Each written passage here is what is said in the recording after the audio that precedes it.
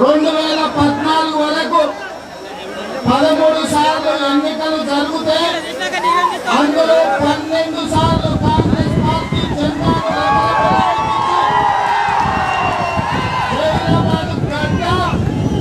కాంగ్రెస్ కు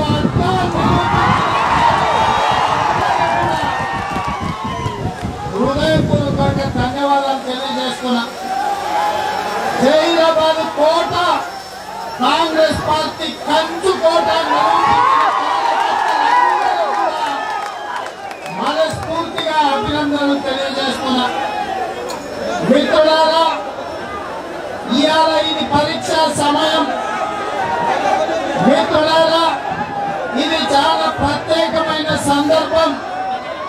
ఈనాడు తెలంగాణ రాష్ట్రం జైరాబాదు నియోజకవర్గం వైపు చూస్తుంది.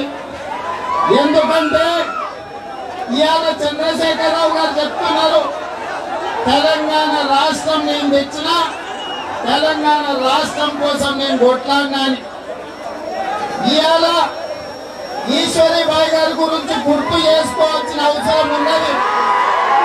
1969లో తెలంగాణ రాష్ట్రం కోసం సపరేట్ తెలంగాణ పోరాట సమితి పేరు మీద 1969లో తెలంగాణ బిడ్డల కోసం నడుం బిగించి ఆనాడు పోరాటం చేసిన ఈశ్వరీబాయి బిడ్డని మన అక్క గీతక్క.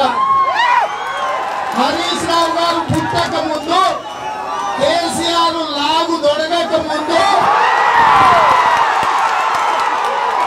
ఈశ్వరీబాయి గారు తెలంగాణ రాష్ట్ర సాధన కోసం కంకణం కట్టుకొని పోరాటం చేసింది. ఆనాడే ఇంకొక మాట కూడా చెప్పాలి.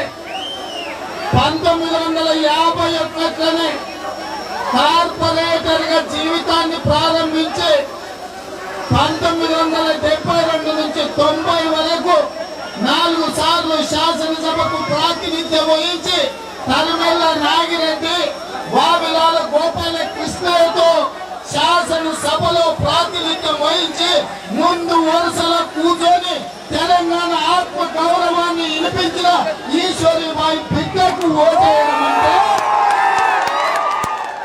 అది మనకు గర్వకారణం. మా ఓటు గీతక్క కేసినాం.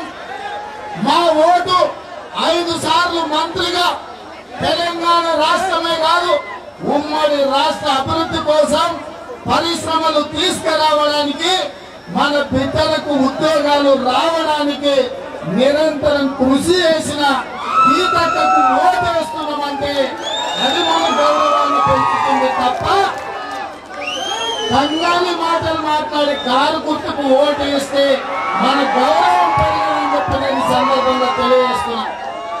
ఏంటండి, వీడియో నచ్చిందా? అయితే ఓ లైక్ వేసుకోండి, లేదంటే ఓ కామెంట్ చేయండి.